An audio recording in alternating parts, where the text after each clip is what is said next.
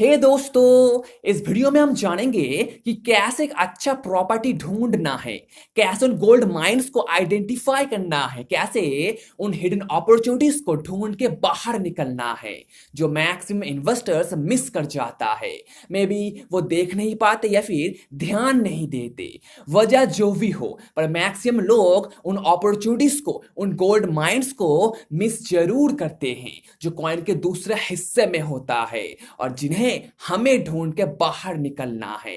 तो आपको जो करना होगा वो है आपको उस एरिया का एक एक्सपर्ट बनना होगा। Become an expert in a particular area. उस एरिया के बारे में कंप्लीट जानकारी हासिल करो। कहाँ नए नए बिल्डिंग्स बन रहे हैं, कौन उन्हें बना रहा है और क्यों बना रहा है, उनकी प्राइसेस कितना है, उस एरिया में कौन सा एजेंट सबसे अच्छा है, कौन सा डेवलपर अच्छा है, वहां उनका रेपुटेशन मार्केट में कैसा है और कौन कौन है जो प्रॉपर्टी बेचना चाहता है। आपको सब कुछ जानना होगा, कंप्लीट इंफॉर्मेशन गैदर करना होगा उस एरिया के बारे में। आप कहोगे कि मैं तो वहां हर रोज जाता हूं, तो मुझे सब कुछ पता है, ये सब मैं जानता हूं। पर दोस्त, यही तो पंगा है। ये कुछ वैसा है जैसे आप अपने घर की स्टेयर्स को हर रोज देखते हो, उसे इस्तेमाल करते हो, पर आपको पता ही नहीं है कि उसमें कितने स्टेप्स है और पता होगा भी क्यों, आपको जरूरत ही नहीं पड़ता। यही चीज आपको समझना है।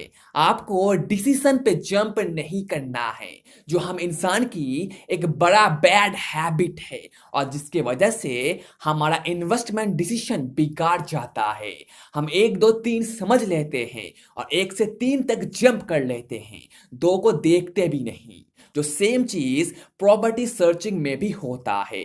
अब हर रोज वहां से जाते हो, पर ये नहीं सोचते कि आपको वहां इन्वेस्ट करना है, इसलिए आपका नजरिया कुछ अलग होता है। पर जब आप ये सोच के बाहर निकलोगे कि मुझे इन्वेस्ट करना है इस एरिया में, तो आपके सामने नए नए अपॉर्चुनिटी अपीयर होने लगेगा जो पहले आपको दिख नहीं रहा था। इसलिए आप वहां उस एरिया में एक वॉक लो और देखो क्या हो रहा है उस पर्टिकुलर एरिया में, क्या क्या चेंजेस हो रहे हैं और कहां कहां आपका इन्वेस्टमेंट सफल हो सकता है। आप ये ढूंढो, देखो और नोट डाउन कर लो, जिससे बाद में आप उस प्रॉपर्टी को, उन सारे प्रॉपर्टीज को सही से एनालाइज कर पाओ। आप उस तरह की प्रॉपर्टी में नजर दो जो अभी कंप्लीट नहीं हुआ है, जस्ट बन रहा है, क्योंकि यही चीज आपको मैक्सिमम प्रॉफिट दिलाएगा एज अ बिगिनर।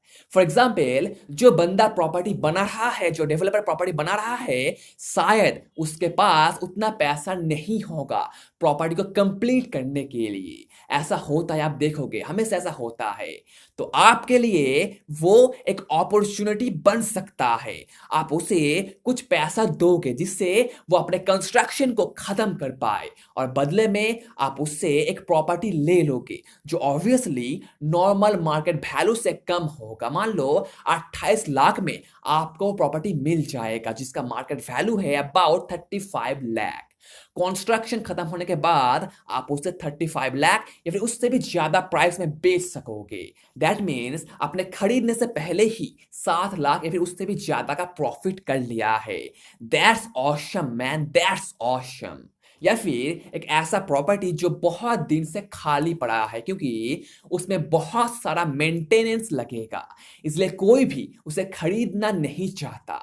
तो वो चीज आपके लिए एक अपॉर्चुनिटी बन सकता है अगर आप उसे रिपेयर कर पाते हो तो, अगर आप उसे रिनोवेट कर पाते हो तो, जिससे आप उस प्रॉपर्टी को हाई प्राइस में बेच पाओगे रिनोवेशन करके, जो नॉर्मली बिकता है करेंट मार्केट वैल्यू के हिसाब से। आइडिया बहुत सारे हैं, आपको जस्ट थोड़ा क्रिएटिव बनना होगा और फिर आपका काम बन जाएगा। तो ऐसे ऐसे अपॉर्चुनिटीज को ढूंढने के लिए आप घूमते रहो। दो चार प्रॉपर्टी को देख के फाइनल डिसीजन मत ले लो, पहले ढूंढो और कंपेयर करो। इससे उस प्रॉपर्टी को कंपेयर करो, फिर उससे उस प्रॉपर्टी को कंपेयर करो और डिसाइड करो कि ये अच्छा है या फिर ये अच्छा है और ये प्रॉपर्टी क्यों बुरा है और क्यों मुझे यहाँ इन्वेस्ट करना चाहिए। आप जस्ट कंपेयर करो और और उन अपॉर्चुनिटीज को ढूंढने की कोशिश करो जो आपको चाहिए, तभी आपका इन्वेस्टमेंट डिसीजन एक्यूरेट होगा। So take a walk brother, take a walk and then seek out the least expensive section. कभी कभी ऐसा होता है कि एक एरिया में प्रॉपर्टी की प्राइस काफी हाई होता है, पर एक ऐसा प्रॉपर्टी है उस एरिया में जिसका प्राइस बहुत ही कम है उन सारे प्रॉपर्टीज से।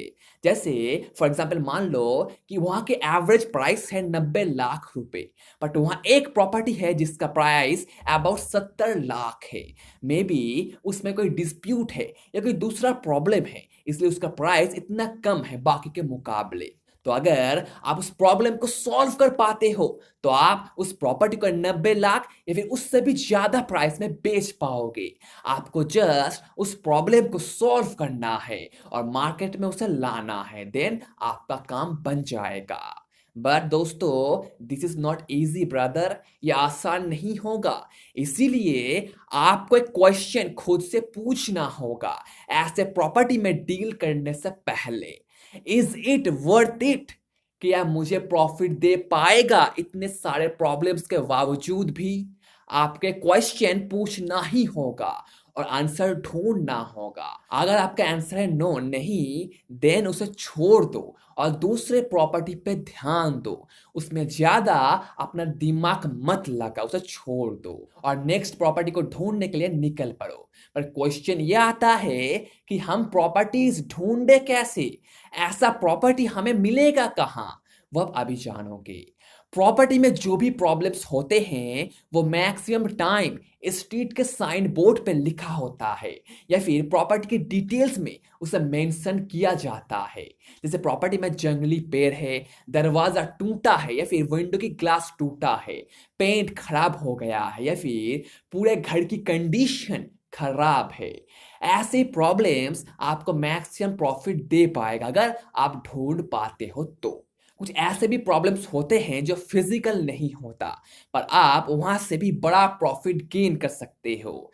जैसे प्रॉपर्टी का ओनर उसे छोड़ के जाना चाहता है या फिर वो रिटायर हो गया है, वो दूसरे शहर में शिफ्ट होना चाहता है।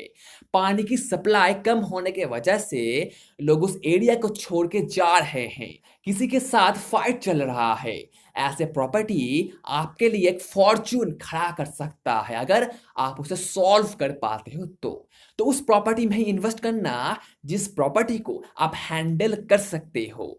ऐसा बिल्कुल ना हो कि बिना एनालिसिस के ही आप उसे खरीद लेते हो और बाद में आपको पता चलता है कि ये प्रॉब्लम सॉल्व नहीं हो सकता, और अगर होगा भी तो बहुत साल लग जाएगा, तो आप टोस्ट बन जाओगे, आपका पूरा पैसा वहां डूब जाएगा। तो ये ध्यान रखना और वैसे ही प्रॉपर्टी को चुनना, पहले कंपेयर करना फिर डिसाइड करना। आप जितना ह्यूज प्रॉब्लम सॉल्व करोगे इस प्रॉपर्टी इन्वेस्टिंग में, आपका प्रॉफिट उतना बढ़ेगा। प्रॉपर्टी सर्चिंग फन भी है और फ्रस्ट्रेटिंग भी है। फ्रस्ट्रेटिंग क्यों है वो शायद मुझे बताना नहीं पड़ेगा। तो आपको हमेशा पॉजिटिव रहना होगा, अपने नेगेटिव थॉट्स को डिलीट कर देना होगा और फोकस रहना होगा। और हाँ, थोड़ा टाइम देना होगा अच्छे प्रॉपर्टी को परखने के लिए, मार्केट कंडीशन को भी देखना होगा, जिससे आपको एक अंदाजा मिल जाए कि डिमांड और सप्लाई कहाँ जा सकता है नियर फ्यूचर में, ये मार्केट कहाँ मूव कर सकता है नियर फ्यूचर में। क्योंकि मार्केट सबसे ज्यादा इंपॉर्टेंट है, ना कि वो प्रॉपर्टी।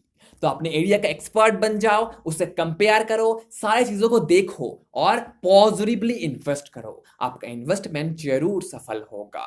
तो गुड लक दोस्तों, हैप्पी इन्वेस्टिंग। वीडियो काम का लगा तो लाइक और शेयर करो दोस्तों के साथ। अगर आप इस चैनल पे नए हो तो सब्सक्राइब कर लो ऐसे इंटरेस्टिंग वीडियो पाने के लिए। थैंक यू दोस्तों, thanks for watching, take care and be safe.